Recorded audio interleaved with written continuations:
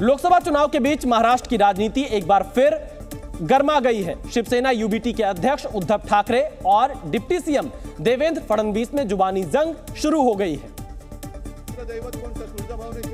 महाराष्ट्र के पूर्व मुख्यमंत्री उद्धव ठाकरे ने देवेंद्र फडणवीस और बीजेपी पर जमकर हमला बोला है।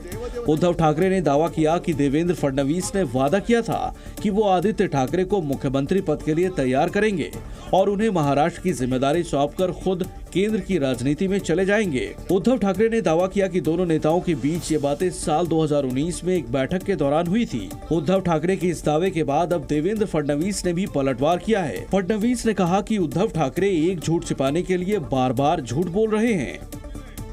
उद्धव ठाकरेजी हे थोडे भ्रमिष्ट झाले आहेत। आज ते असं म्हणाले की देवेंद्र फडणवीसांनी मला सांगितलं होतं की आदित्य ठाकरेला मी मुख्यमंत्री करेन आणि मी दिल्लीमध्ये जाईन।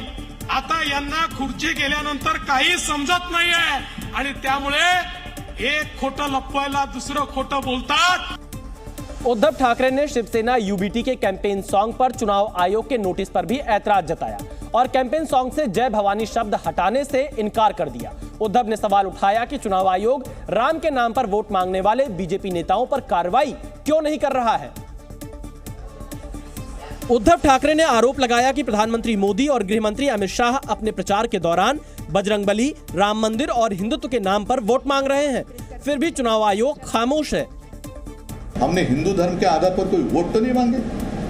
और दूसरी बात जो है जिसके ऊपर मैं गुस्सा हो रहा हूं कि जय श्री राम हम भी कहते हैं, बजरंगबली की जय हम भी कहते हैं, लेकिन आज तक मैंने कभी भी और हमारा जितना प्रचार साहित्य है उसमें कभी भी भगवान के नाम पे दे दे बाबा ऐसे हमने वोट नहीं मांगे।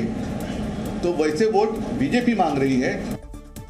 दरअसल चुनाव आयोग ने शिवसेना यूबीटी के कैंपेन सॉन्ग में भवानी शब्द को लेकर आपत्ति जताई थी और कैंपेन सॉन्ग से भवानी शब्द हटाने के लिए पार्टी को नोटिस भेजा था, जिसके बाद उद्धव ठाकरे ने पार्टी के कैंपेन सॉन्ग से जय भवानी शब्द हटाने से इनकार कर दिया। उन्होंने कहा कि अगर चुनाव आयोग हम पर कार्रवाई करता है तो उसे बीजेपी पर भी एक्शन लेना चाहिए।